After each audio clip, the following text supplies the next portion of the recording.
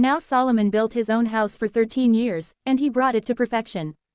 And he built the house from the forest of Lebanon, 100 cubits in length, and 50 cubits in width, and 30 cubits in height, with 4 walkways between columns of cedar.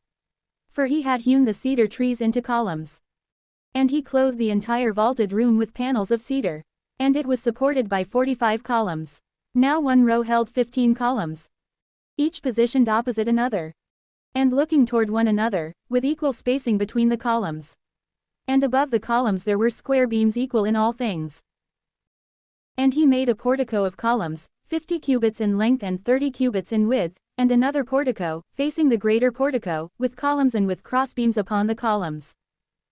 He also made the portico of the throne, in which is the tribunal. And he overlaid it with cedar wood, from the floor even to the summit.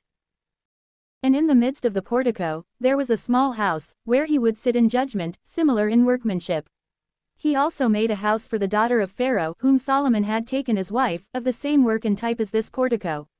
All was of precious stones, which had been sawed by a particular standard and measure, as much within as without, from the foundation even to the summit of the walls, and outside even to the great atrium. Now the foundations were of precious stones, great stones of 8 or 10 cubits. And above these, there were precious stones, of equal measure, which had been cut in a manner similar to boards of cedar. And the great atrium was round, with 3 rows of cut stones and 1 row of cut cedar, even as it also was in the interior atrium of the house of the Lord, and in the portico of the house.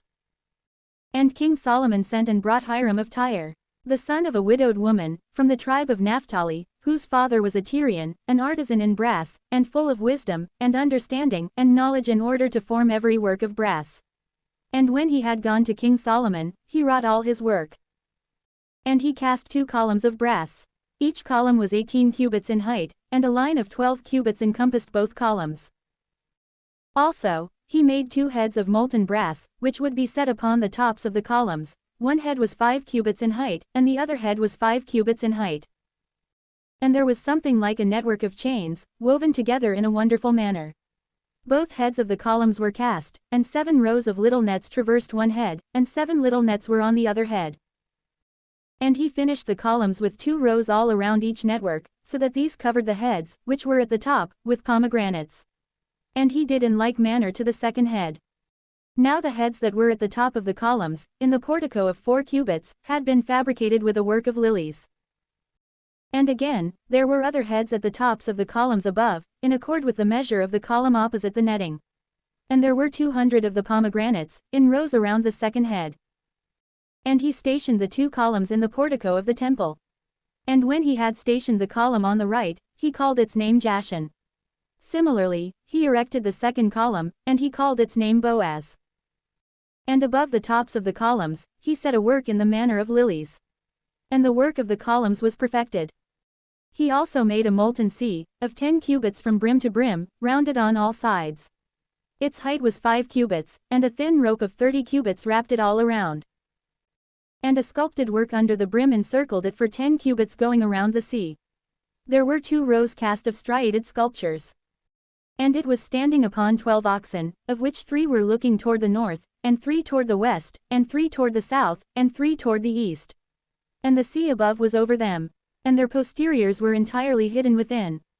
And the basin was the thickness of 3/12, and its brim was like the brim of a chalice, or like the outturned petal of a lily. It contained 2,000 baths. And he made 10 bases of brass, each base was 4 cubits in length, and 4 cubits in width, and 3 cubits in height. And the work itself of the bases was engraved, and there were sculptures between the junctures. And between the little crowns and the edges, there were lions, and oxen, and cherubim, and similarly in the junctures above. And under the lions and oxen were something like bands of brass hanging down. And each base had 4 wheels, with axles of brass.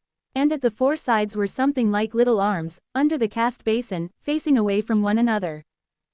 Also, the mouth of the interior of the basin was at the top of the head. And what was visible outside was of 1 cubit all around, and altogether it had 1 cubit and a half. Now at the corners of the columns were diverse engravings.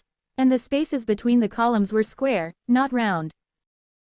And the 4 wheels, which were at the 4 corners of the base, were joined to one another under the base. The height of one wheel held 1 cubit and a half. Now these were the kind of wheels such as are often made for a chariot. And their axles, and spokes, and tires, and centers were all cast. And the 4 little arms, which were at each corner of a base, were cast and joined together as part of the base itself. And at the summit of the base, there was a round stand of 1/2 cubit, fabricated so that the basin could be placed upon it, having its engravings and various sculptures of its own. He also engraved those plates, which were of brass. And at the corners were cherubim, and lions, and palm trees, standing out, as if in the likeness of a man, so that they seemed not to be engraved, but placed adjacent on all sides. In this manner, he made 10 bases with the same casting and measure, and very similar engravings. He also made 10 hand basins of brass. One hand basin contained 4 baths, and was of 4 cubits. And each basin he set upon a base, which is 10 bases. And he stationed the 10 bases, 5 to the right side of the temple, and 5 to the left. And the sea he placed to the right side of the temple, opposite the east, toward the south. Then Hiram made cooking pots, and trays, and small hooks. And he completed all the work of King Solomon in the temple of the Lord. The 2 columns, and the 2 cords of the heads over the tops of the columns, and the 2 networks which covered the 2 cords that were above the tops of the columns. And the 400 pomegranates for the 2 networks, 2 turnings of pomegranates for each network, in order to cover the cords of the heads, which were above the tops of the columns. And the 10 bases, and the 10 basins on the bases. And the 1 sea, and the 12 oxen under the sea. And the cooking pots, and the trays, and the small hooks. All of the items that Hiram made for King Solomon, for the house of the Lord, were of gold and brass. In the open regions near the Jordan, the king cast these, in the clay soil between Succoth and Zarethan. And Solomon positioned all the items. But because of its exceedingly great amount, the brass was not weighed. And Solomon made all the furniture for the house of the Lord, the altar of gold, and the table of gold, upon which the bread of the presence would be placed. And the gold lampstands, 5 to the right, and 5 to the left, opposite the oracle, of pure gold, and likenesses of lily blossoms, with lamps above them, of gold, and gold tongs. And waters pots, and little forks, and bowls, and little mortars, and censers, of the purest gold, and the hinges of the doors, for the interior house of the Holy of Holies and for the doors of the house of the temple, which were of gold. And Solomon perfected all the work that he was doing in the house of the Lord.